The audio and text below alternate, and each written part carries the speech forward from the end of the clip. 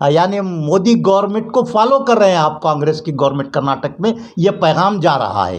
ये बहुत अफसोस की बात है कांग्रेस के लिए। ज़मीर अहमद ख़ान बहुत अच्छे इंसान हैं, मगर दरअसल वो कौम के नादान दोस्त हैं। बड़े लोगों का ये कहना है कि दाना दुश्मन से नादान दोस्त ज़्यादा ख़तरनाक होता है।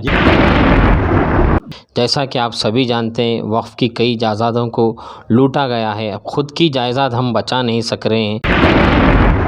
नाज़रीन आदाब, NTV में आप तमाम का खैर मकदम है। जैसा कि आप जानते हैं, मैं हूँ इरफान अहमद और मेरे साथ में है हमारे इंडियन बादशाह, और हम दोनों से भी बढ़कर हम दोनों जिसको चाहते हैं और जिसको एक उर्दू सहाफ़त में आइडियल माना जाता है, गुलबर्गा से तशरीफ़ लाने वाले हमारे सीनियर सहाफ़ी अज़ीज़ुल्लाह सरमद साहब, जो कि ATV गुलबर्गा के बानी व मुबानी भी हैं और साथ ही साथ बहमनी न्यूज़ के फाउंडर एडिटर भी हैं और सहाफ़त में बरसों का तजुर्बा रखते हैं। इसके अलावा भी हालात हाज़िरा पर उनकी गहरी नज़र रहती है, चाहे वो सियासी मसाइल हों, मिली मसाइल हो, औक़ाफ़ के मसाइल हों या फिर दीगर मसाइल हों। हर मामले में उनकी नज़रें काफ़ी गहरी होती हैं और बड़ी ही फ़िक्र के साथ वो अपने बातों को आवाम के सामने रखते हैं। तो ये हमारी खुशनसीबी है कि वो आज रायचूर शहर में एक दावत में शिरकत के लिए आए हुए थे।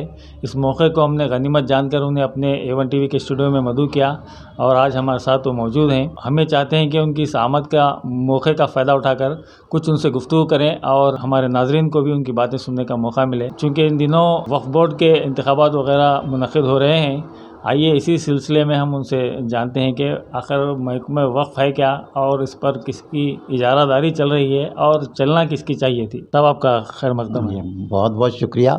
मैं A1 TV के तमाम नाज़रीन को सलाम अर्ज़ करता हूं और साथ ही A1 TV के दो जो हीरे हैं, दोनों का इरफान और इंडियन बादशाह, दोनों से मैं बहुत खुश हूं और दोनों से मैं बहुत मुतासिर हूँ कि ये लोग बहुत ही मेहनत और जद्दोजहद के साथ A1 TV को चला रहे हैं। सरपरस्ती करें।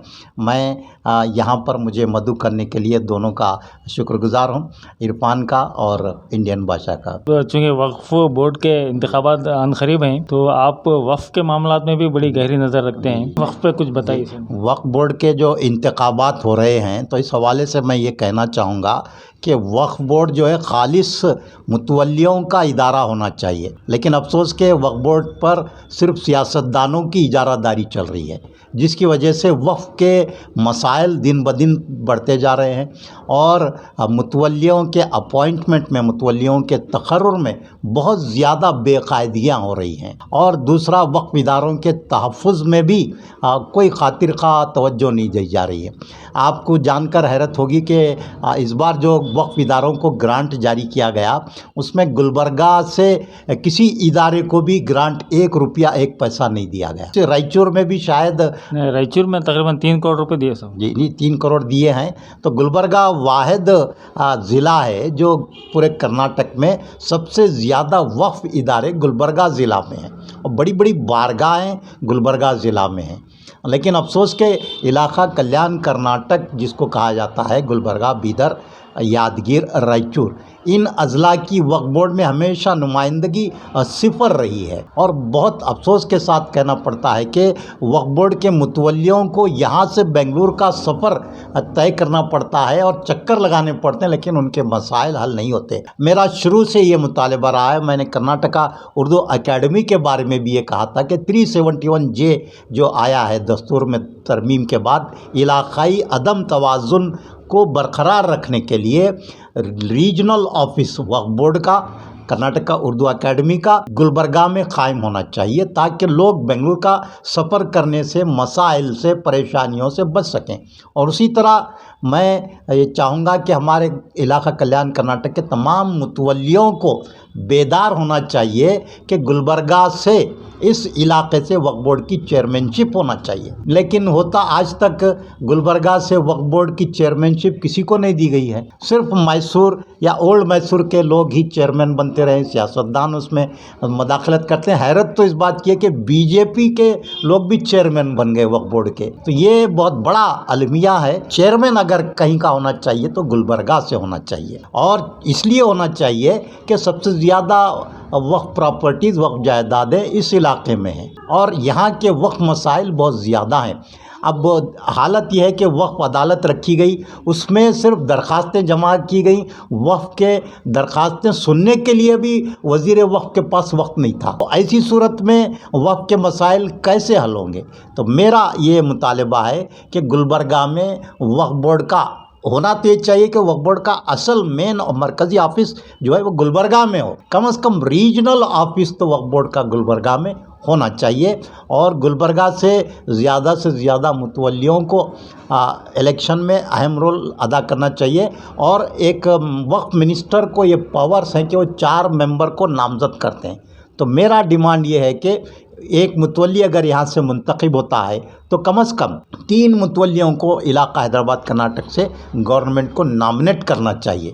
اسی صورت میں یہاں کے وقف اداروں کی صحیح نمائندگی ہوگی، اور وقف بورڈ میں متولیوں کی زیادہ تعداد میں موجودگی سے وقف اداروں کا تحفظ، وقف متولیوں کے مسائل کو حل کرنے میں آسانی ہوگی۔ جی بالکل، آپ کا مطالبہ وجہ ہے۔ ہمیشہ سے حیدرآباد کرناٹک کو نظر انداز کیا جا رہا ہے وقف کے معاملے میں۔ پورے حیدرآباد کرناٹک سے میں سمجھتا ہوں کہ ابھی تک ایک بھی وقف چیئرمین نہیں بنا، نہ صرف گلبرگہ بلکہ پورے حیدرآباد کرناٹک سے۔ اب تو معاملات یہاں تک آ پہنچے ہیں کہ ایک طرف تو جو ہے مرکزی حکومت کے وقف ایکٹ کی مخالفت کی جا رہی ہے، اس میں یہ بھی بتایا جا رہا ہے کہ اس میں 1-2 غیر مسلم بھی شامل کرنے کی بات اس میں رکھی گئی تھی۔ اب ایک طرف ایسا ہے کہ ہمارے وزیر اوقاف ضمیر احمد خان نے حالیہ دنوں منوج جین کو وقف ایڈمنسٹریٹر مقرر کیا، اگرچہ کہ وہ مائنارٹیز میں آتے ہیں، جین ہیں، لیکن غیر مسلم ہیں۔ تو ابھی تک یہ بات نہیں ہے، ابھی تک ایسی بات نہیں ہوئی تھی وقف کی تاریخ میں۔ اس بارے میں آپ کا کیا کہنا ہے صاحب؟ کیا ایسا کرنا کیا جا سکتا ہے؟ یہ بالکل ہی غیر دانشمندانہ فیصلہ ہے، اور وقف کے قوانین، وقف کی منشا کے خلاف یہ فیصلہ ہے۔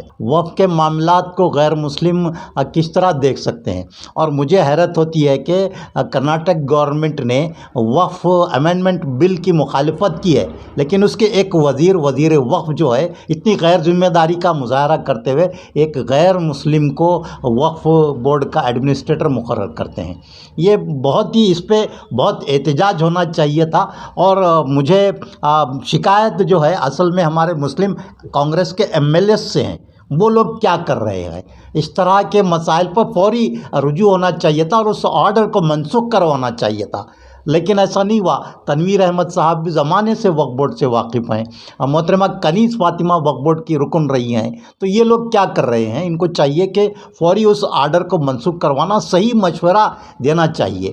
اور وزیر وقف سے میری یہ گزارش ہے کہ وہ دانشوروں کے ساتھ، صحافیوں کے ساتھ اچھے روابط رکھیں، ان سے مشورے لے کر فیصلے کیا کریں۔ ان کے اطراف جس طرح کے لوگ ہیں، ان کے مشوروں سے ایسے کام ہو رہے ہیں۔ یہ بہت ہی افسوسناک بات ہے، اور اس کو تمام وقف اداروں کو بھی اس کی مخالفت کرنی چاہیے تھی، لیکن ایسا ہوا نہیں۔ ایک طرف تو ابھی امینڈمنٹ بل آیا نہیں، اس سے پہلے ہم امینڈمنٹ بل کو لاگو کرنے والے بن گئے ہیں، ایک غیر مسلم کو آپ ایڈمنسٹریٹر بنا کر، یعنی مودی گورنمنٹ کو فالو کر رہے ہیں آپ، کانگریس کی گورنمنٹ کرناٹک میں یہ پیغام جا رہا ہے۔ یہ بہت افسوس کی بات ہے کانگریس کے لیے۔ اسی طرح کے واقعات کی وجہ سے بعض لوگ یہ کہہ رہے ہیں کہ ضمیر احمد خان بہت اچھے انسان ہیں، مگر دراصل وہ قوم کے نادان دوست ہیں۔ بڑے لوگوں کا یہ کہنا ہے کہ دانا دشمن سے نادان دوست زیادہ خطرناک ہوتا ہے۔ جی، جب میں نے کہا نا کہ وہ انسان بہت اچھا ہو سکتا ہے، لیکن جو سیاسی شعور، سیاسی تدبر ہونا چاہیے، وہ ضمیر احمد خان کے پاس مجھے اس کا فقدان نظر آتا ہے۔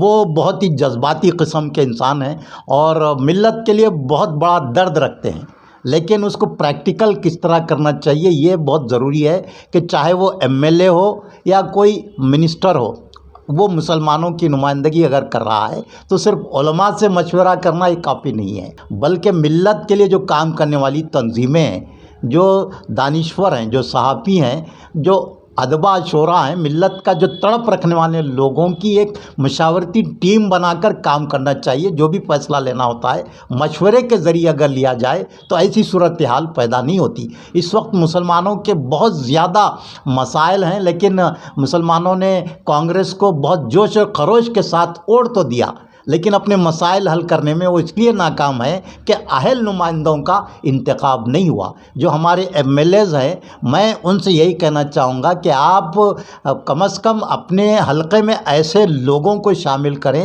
جو آپ کی صحیح رہنمائی کر سکیں، صحیح مشورے دے سکیں. اسی صورت میں ملت کے مسائل کو آپ پیش کر سکیں گے. ورنہ اسی طرح 5 سال گزر جائیں گے، پھر 5 سال کے بعد آپ کو بہت پریشان ہونا پڑ سکتا ہے. اس سے تو مجھے ایسا لگ رہا ہے کہ کہیں ہماری قوم سیٹیں بچانے کے چکر میں غلط فیصلے تو نہیں کیے. نہیں، قوم نے کوئی غلط فیصلہ نہیں کیا، انہوں نے بہت اچھا فیصلہ لیا ہے. اور مسلم ایم ایل ایز کی یہ ذمہ داری ہے کہ وہ صرف جو ہے اپنا روٹین کام کر رہے ہیں، روڈ سڑکیں نالیوں کا ہی کام کر رہے ہیں، اسی میں مصروف ہیں. ڈیولپمنٹ کا کام کر رہے ہیں اور دعوے ہو رہے ہیں کہ ہم ڈیولپمنٹ کا کام کریں. نو ڈاؤٹ ڈیولپمنٹ کا کام تو ہو رہا ہے، لیکن اصل کام جو ہے ملت کی نمائندگی کا کام ہے، ملت کے مسائل کو آگے بڑھانے کا کام ہے. یہ اسی وقت ہوگا کہ آپ ملت کے شعور رکھنے والے لوگوں کو اپنے حلقے میں شامل کریں، ان سے مشورے لیں. اسی صورت میں آپ ملت کے مسائل کو پیش کر سکتے ہیں. ورنہ ہوگا یہ کہ صرف ڈیولپمنٹ ہی چلتا رہے گا. ملت کے بہت سے مسائل ہیں، جیسا کہ دیکھیے آپ تعلیمی مسائل ہیں، ایجوکیشن کے جو مسائل، لون کے مسائل ہیں، تعلیمی لون جو ہے وہ کافی دشواریاں ہو رہی ہیں. ابھی تک حجاب کا مسئلہ جوں کا توں پڑا ہوا ہے، اور 2A کا مسئلہ جو ریزرویشن کا مسئلہ جوں کا توں پڑا ہوا ہے. تو پریشر لانے کے لیے حکومت پر آپ تنہا ایم ایل اے سے اگر ممکن نہیں ہے تو آپ کو ایک پریشر گروپ بلڈ اپ کرنا پڑے گا جو حکومت پر آپ کی طرف سے دباؤ بنا سکے. یہ بہت ضروری ہے. یہ روڈ کا نام سڑک نالیاں تو ہوتے رہیں گے، اصل کام جو آپ کو چنا گیا 224 ایم ایل ایز میں صرف مسلمانوں کے نمائندے کتنے ہیں؟ 7 ہیں. اور وہ بھی مسلمانوں کی نمائندگی بجائے ڈیولپمنٹ کا ہی کام کرتے رہیں تو پھر ان کو چننے کا مطلب کیا ہے؟ یہ بہت اہم بات ہے. سیکنڈری ہے ڈیولپمنٹ، فرسٹ پریفرنس آپ کو ملت کے مسائل کو حل کرنے کی طرف توجہ دینے کی ضرورت ہے. اور اسی وقت ممکن ہے جب آپ اہل لوگوں کو، اہل علم کو اپنے اطراف رکھیں گے، دانشوروں کو اپنے حلقے میں رکھیں گے تو آپ کو بہتر مشورے دے سکتے ہیں. جیسا کہ ابھی آپ دیکھ رہے تھے کہ عرفان صاحب اور عزیز اللہ صاحب خاص کر وقف کے بارے میں بات کر رہے تھے، وقف امینڈمنٹ بل کے بارے میں. جیسا کہ آپ سبھی جانتے ہیں وقف کی کئی جائیدادوں کو لوٹا گیا ہے. اب خود کی جائیداد ہم بچا نہیں سک رہے ہیں، پھر اس پر امینڈمنٹ آ رہا ہے. افسوس تو اس بات کا ہوا کہ حالیہ میں جو ریاست میں JPC یعنی جوائنٹ پارلیمنٹری کمیٹی ہوئی، اس میں سے حیدرآباد کرناٹک کی کوئی رہنمائی بھی نہیں کر رہے تھے، نمائندگی بھی نہیں کر رہے تھے. رائچور سے ایک آدھ لوگ یہاں پر گئے ہوئے تھے. یہ بڑی افسوس کی بات نظر آئی. کیوں ایسا گلبرگے سے کوئی اس کی نمائندگی نہیں؟ جی بھائی، میں جیسا کہ اپنی گفتگو میں بتایا کہ ہم ملی مسائل کے طرف ہمارا دھیان، ہماری توجہ نہیں ہے. اور ہم اور سب سے بڑا المیہ یہ ہے کہ شان رسالت صلی اللہ تعالیٰ علیہ وسلم میں گستاخی ہوتی ہے تو ہمارے جو حیدرآباد کرناٹک کے منتخبہ ایم ایل ایز ہیں، منسٹرز ہیں، ان کا کوئی رول نہیں رہا. اور اب آپ دیکھیے کہ گلبرگہ، بیدر اور رائچور یہ جو ہے بہت ہی ملی علاقہ ہے. یہ یادگیر بھی اس میں شامل کریں تو یہاں پر بڑی بڑی قیادتیں ابھری ہیں. لیکن افسوس کہ آج حالت یہ ہے کہ ہم ملت کے مسائل پر کوئی بولنے والا نہیں ہے. اس کی وجہ یہی ہے کہ ہم ملی مسائل کی طرف ہماری توجہ بہت کم ہے. ہم صرف ڈیولپمنٹ کی طرف زیادہ اور زیادہ سے زیادہ ہم کیا کریں، شال پوشی گل پوشی ہو رہی ہے، تہنیتاں ہو رہے ہیں، ریلیاں ہو رہے ہیں، برتھ ڈے منائے جا رہے ہیں. کیا اسی لیے چنا گیا؟ کیا بتائیے. آپ مسلمانوں کے مسائل بے شمار ہیں اور بہت ہی مسائل کی طرف توجہ کرنے کی، اس کا جائزہ لینے کی ضرورت ہے. اور ایک مسلمانوں کے مسائل پر کانگریس کی جانب سے یا کانگریس کے ایم ایل ایز کی جانب سے حیدرآباد کرناٹک کی سطح پر ایک مائنورٹی کانفرنس منعقد کرنی چاہیے، اور جس میں ملت کے مسائل کا جائزہ لیا جانا چاہیے اور اس کو کس طرح حل کیا جائے اس کی منصوبہ بندی کی جانی چاہیے. یہ کام تو ہو نہیں رہا ہے. یہ بہت ضروری ہے. سابق میں جب الحاج قمر الاسلام صاحب قائد محترم تھے تو وہ اس طرح کے کاموں میں بہت زیادہ دلچسپی لیا کرتے تھے، اور وہ کبھی بھی سڑک روڈ نالی کے افتتاح کے لیے نہیں گئے. وہ صرف ملت کے پلیٹ فارم پر نظر آئے آپ کو. تو یہ بہت بڑا فرق آج آیا ہوا ہے ہمارے ایم ایل ایز میں، اور ان کو چاہیے کہ وہ اپنے اپنے حلقوں میں یا کم از کم علاقہ کلیان کرناٹک کی سطح پر نہ صحیح اپنے حلقوں میں تو کم از کم ملی مسائل پر ایک کانفرنس کرنی چاہیے۔ اور کانگریس کے جو مائنورٹی لیڈرز ہیں ان کو بھی چاہیے کہ وہ مسلمانوں کے مسائل کو سمجھنے کے لیے، مسلمانوں کے جذبات کو جاننے کے لیے اضلاع کی سطح پر اجلاس منعقد کریں، اور اپنے عہدیداران کو نہ بلائیں اس میں، بلکہ ملت کے جو حقیقی خیرخواہ ہیں، ملت کے لیے جو تڑپ رکھتے ہیں، ان سے بلایا کر بات چیت کی جائے اور ایک پلان بنایا جائے کہ اب 3 سال باقی رہ گئے انتخابات کو، اگر اس دوران بھی اگر آپ نہیں کریں گے، 5 سال اسی طرح گزار دیں گے تو پھر ہوگا یہ کہ کانگریس کے ساتھ جو ہمدردی ہے وہ پوری ختم ہو جائے گی۔ یہ بات تو بالکل آپ نے صحیح کہا، جیسا کہ آج کل ہمارے ملت کے لیڈرز اکثر فلیکسوں میں نظر آتے ہیں، برتھ ڈے کرتے ہوئے نظر آتے ہیں، شال پوشی گل پوشی۔ عرفان صاحب کا بھی ایک بہترین شعر ہے کہ پیدا ہوئے وہ کب خود ان کو پتہ نہیں، لیڈر بنے تو برتھ ڈے بنائے سو بولوں کیا بول کے۔ یقیناً آج ماحول ایسا ہی چل رہا ہے۔ خیر، یہ گفتگو تو اتنی طویل ہے کہ اس پر کئی گھنٹے